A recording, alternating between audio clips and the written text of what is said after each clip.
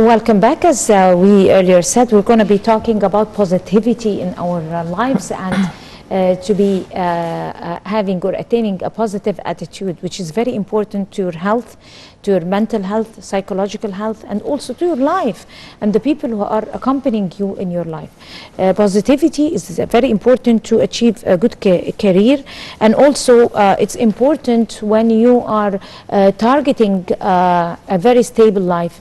You are raising kids. It's related to everything in your life. A positive life is something that you can take control of. You have to create it within your soul. We'll be elaborating more about positivity, and there is no one better to talk to us about positivity than Dr. Maha, Mahgoub, my dear guest, who is live with us here in the studio, and she's Senior Advisor, International Labour Organization. Good morning, Dr. Maha. Good morning. Good morning. What is the story about positivity?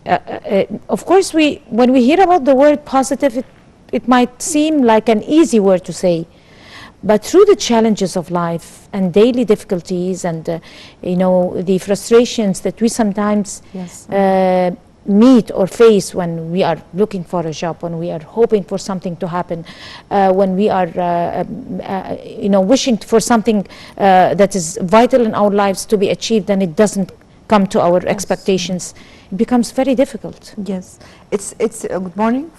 Good morning. First of all, we'd like to define what's positivity. It's focusing on good things which affect our emotions, then it affects our attitude and behaviors. So all of us has different personalities. Some of us they can gain positivity, others they cannot cope with positivity and stress or concentrate on negatives in their lives. Of course, the way of thinking affects our daily lives. So the importance of positivity, how to transfer our negative thoughts into positive thoughts. For example, on daily life, all of us face many problems, situations, and so on. How to take these difficult situations positively, and why don't we think it could be good for us? It's not, if something happened bad, it's okay. Maybe we can have an overview, a comprehensive overview about the situation. Do not concentrate on the bad issues related to our daily life. So the way that we think, it forms our attitude and forms our behavior, and it reflects on our daily life. But how to attain positivity? Sometimes we're really exhausted and wasted and full of frustration. Amidst all that, how can we evoke the sense of positivity inside us? It's a matter of practicing. We have to recognize our situation. We have to assess our feeling on daily basis. We have to assess bad situations, good situations. We have to accept realities. Some people, they do not accept realities. They don't accept bad things, bad situations in their lives. So if they are concentrating in one situation, this situation they are going to think all the time about the bad situation or bad things that would be happen. So it would control their lives. It's worth to mention that the most successful book for Dale Carnegie, Leave Anxiety and Start Your Life, he wrote a very, very successful book. And in fact, he was facing a deep depression, and he just committed suicide. Yes. Although he wrote a very successful book, but he did not practice positivity. Exactly. Yes. Which means that it is this type of sense of thing is theoretical, but on a reality level, it might be difficult to achieve. But sometimes you're talking about, you know, focusing on the bad side or the dark side. Sometimes there are too many dark sides, and yes, and that's why, or when you feel positive, when you only have one dark side, you become depressed and frustrated and sad, but when you are facing more than one tug of war, or more than one dark side, you become positive because you become strong. Yes, as I mentioned, there are differentiation between people. Some people, they are very strong, they can accept bad situations, they can appear frustration, other people they don't. The most important thing that we have to practice ourselves to accept bad situations, bad thoughts, bad things, and how to redirect our negative thoughts. It's practice. For example, if I'm ill, so all the negative thoughts which affect my attitude, I'm ill, I'm sick, I cannot do, what shall I do, what shall I do? So this idea, I'm holding the whole day, just concentrating in negatives and bad ideas. So we have to define what negative thoughts which affect our attitude, then to confess that yes, okay, we are facing negatives or bad thoughts, then to redirect the opposite of the negative thoughts into positive thoughts. Although that I am ill or sick, I'll be good and better. So it will be inner talk to myself. That's just repeating that I'll be good. I will not be ill anymore. So I'm going to change the negative thoughts into positive thoughts. It's practice. It takes time just to replace negatives with the positives. Right, but it might be a little bit strange for some people who are observing, hearing about a very successful, a bestseller book who is encouraging people, energizing their spirits, and boosting very energetic thoughts inside them, and then the author commits suicide. This is a little bit, people might be curious to say, why would he commit suicide when he has all the elements that would qualify him to carry on and continue and overcome his difficulties? Yes. Because this might be like take the book, or rob the book out of its credibility. Yeah. Yes, of course. He might be, of course, you are talking about Dale Carnegie, although he was successful in writing his book, but he might be facing inside inner problems. He just not cope with the life problems and situation. Therefore, he wrote something that he wants to change his life or something like this. Maybe he faced a certain situation which affects his lives and so on. Therefore, we have to redirect our thoughts and attitudes into the right directions, which is normal. And it's worth to mention that there is toxic positivity, which means that all of us has toxic positivity. Yes. What is toxic positivity? Yes, all of us has emotions. Could be good, negative, or positive emotions, but we cannot neglect negative emotions such as sadness, loss of someone who died, left a job, or something bad happened to us. So we cannot ignore negative emotions. It's okay, and we face it. Okay, I'm positive, I am positive, I have a lot of problems, and I'm positive. No, we have to feel, to give ourselves the right feeling within the right situation. But what are you going to do after passing this stage? This is positivity. We cannot ignore it. This is toxic positivity, when we give ourselves an idea that, okay, nothing happened to me, I'm good, nothing happened, I am good, I'm in a good shape, in good health, I have not been affected. That's wrong. We have to feel the situation and live it, but how, the most successful thing, how to pass it. The positivity comes here, how to recognize our negative emotions, accept it, then pass it into positive attitude and positive behavior.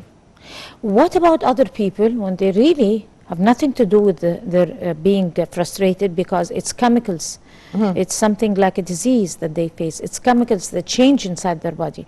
Because usually people tend to attack other people who commit suicide. It's out of their hands. Yes. They can't help it. Yes. They do not do it on purpose. Yes. It's a very difficult choice to take, but they do not understand that there are chemicals inside the brain that might change, and might force you to do so. In that case, can coaching be helpful, or they have to go to a specialist?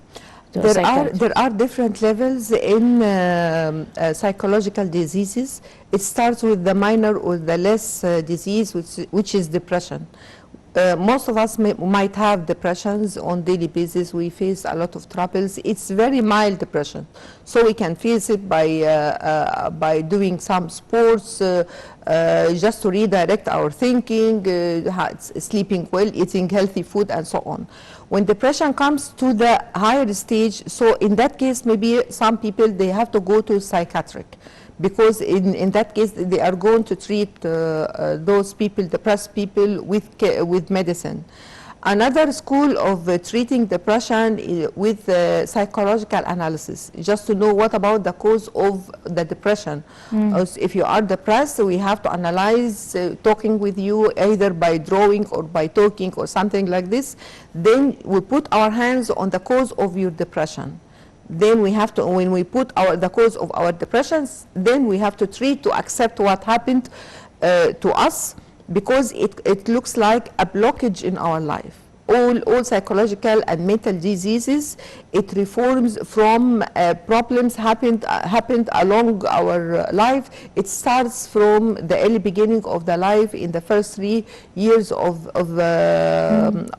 your birth. Of the childhood. Yes, childhood. This is the Freud school, analysis school.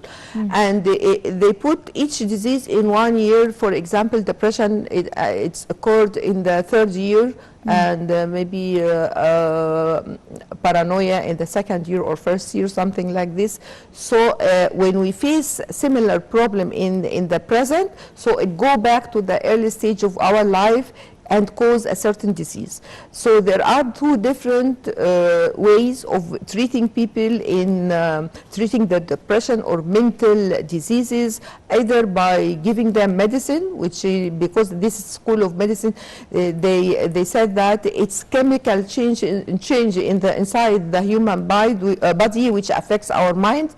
Therefore, we have to treat these people by giving them medicine. Another school, just it's based on a psychological analysis of the people. Just we have to put our hands on the problem which cause your current bad attitude, then to treat it and to confess that what happened and how to accept this situation. But can problems or difficulties or whatever could block our lives be sorted out by acceptance or by having the strength, I mean, recharging our souls again and our energy and changing them by our will, again, our strong will, and this is going to be able to yes, improve everything. It's both. I'd like to just to tell a case study of one of my friend. She is a European girl, and she had a severe problem with her father. They have conflict of interest. She is strong and her father is strong.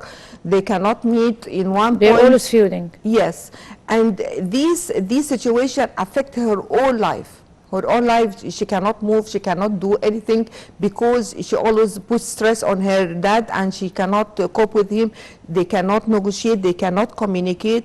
So I advise her, okay, why don't you accept his idea? You are different generations, so respect his point of view and say him it's okay, then accept the reality, then you will be relieved. She did so, and she became very happy. She told me, thank you, I accepted the reality, I changed my idea from negative thoughts that I have a conflict or a continuous conflict with my dad, and then I redirected this to accept the reality, to accept his thought. He has his own mental ability and thoughts and so on. But then that's a very good that you mentioned that example. But also there are these are several, I mean, stereotyped examples of people, since you're talking about early childhood, people who have suffered from abuse, which is very common, and that what might need could be the topic of what we're speaking about now, and also people who might have been deprived of their father or their mother at an early age, that have or rejected by their mother, so that they could I mean suffer from a long life trauma, which might affect their lives for the rest of their lives, and the same thing with their father also. People who have conflicts with the rest of the family, things like that. Could this, I mean, routine be able to help them? Yes, of course. It's either, it depends on their case. So which stage they have arrived. So do they face a deeper depression, or they cannot cope with life, they cannot cope with their families? So it's social treatment. For example, social treatment just to gather all family members. So by social treatment you mean coaching? Yes, coaching. But not a psychiatrist? It depends on the situation. Does it, I say, the current situation of the person needs a psychiatric or a psychologist or something, or it needs social expert or coach? So it depends on the situation. In Europe and USA, they have a very well-known discussion with psychologists, just expressing about their negative thoughts, with their bad attitude, bad behaviors. So they give them advice, and that relieve their inner feelings and psychological status. Here in Arab world, so we cannot confess dealing with psychiatrics, just expressing them what bother you, what about your bad thoughts and depressed thoughts and so on.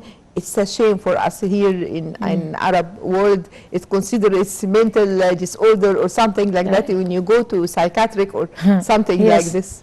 Yeah, so positivity is very important because it affects our mental and physiological status. We have to maintain positivity, how to be positive, how to accept ourselves, how to accept our problems, just to absorb the negatives in our daily lives. Right. How do we differentiate between a trauma that we are having because of a bad experience in the past, and going through depression because we're going through depression, there is nothing, or we are not strong enough to be able to change things, take it by hand? The trauma is part of depression, because trauma is because of a bad experience, and we totally understand that. It affects, it's accumulated along with your life, then cause depression. But some people they have depression regardless of the fact they're leading a very easy life. Yes, they cannot recognize what happened in the early stage on they cannot recognize what happened, what happened in the past, which caused their current depression. Maybe one day you wake up and that you feel annoyed. You are not. It's not your day. You feel depressed. You don't know what's the cause. Yesterday I was good, but today I'm bad. I'm in a bad mood. So this bad mood could be a blockage or a problem or trauma happened in the past which affect your current situation. Therefore, we have to recognize our negativity, our thoughts, to maintain, and how to treat bad situation happen to us for not affecting our future behavior. Because thoughts affect our behaviors and situations and everything. So we have to recognize and solve all problems immediately, and just not ignore any problem happen to us. It's okay, we are strong and we can alive, but it will reflect our future life. Right. Unfortunately, our time have come to an end, and though that we have lots and lots of questions to be answered, I mean, if you could promise us to come over again, hopefully in the near future. Dr. Maha Mahgoub, you are a Senior Advisor, International Labour Organization. Thank you so much. Thank you. And all the best to you. Same to you. And we're going to go to a short break, and we'll come to continue the breakfast show, so stay with us.